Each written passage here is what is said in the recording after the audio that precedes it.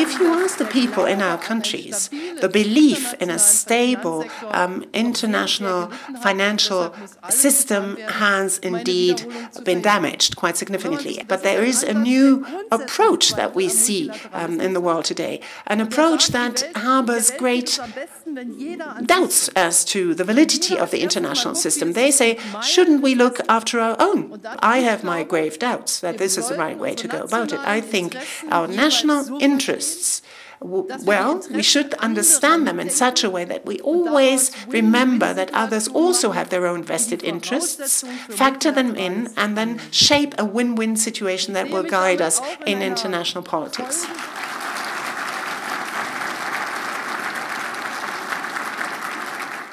The IPCC, in its recent 1.5-degree report, tells us that global net human-caused emissions of CO2 should reach net zero around 2050. Any remaining emissions would need to be balanced out by removing CO2 from the air. It's time now to think about CCU, carbon capture and utilization. Hydrogen as both a primary source and, more importantly, a carrier of energy. My government is aiming to reduce the production cost of hydrogen by at least 90% by the year 2050.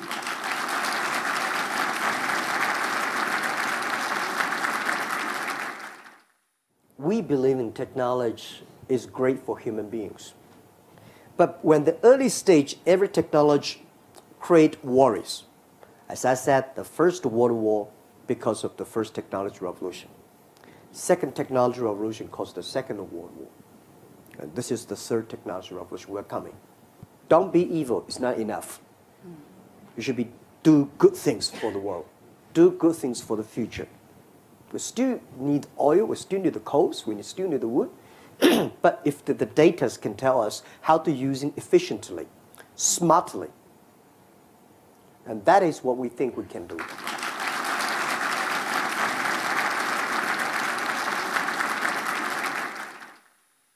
Everyone knows someone who has taken their own life.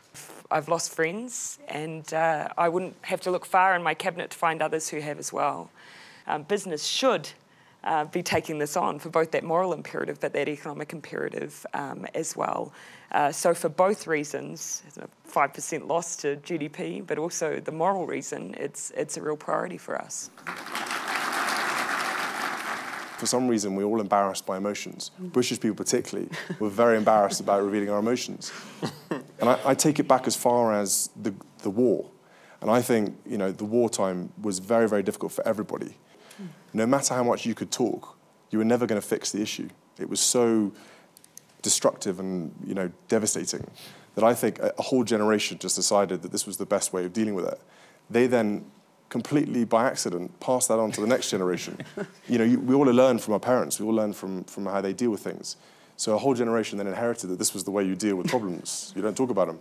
When I started feeling issues myself, it was from my air ambulance work. I was dealing with a lot of trauma on a day in, day out basis.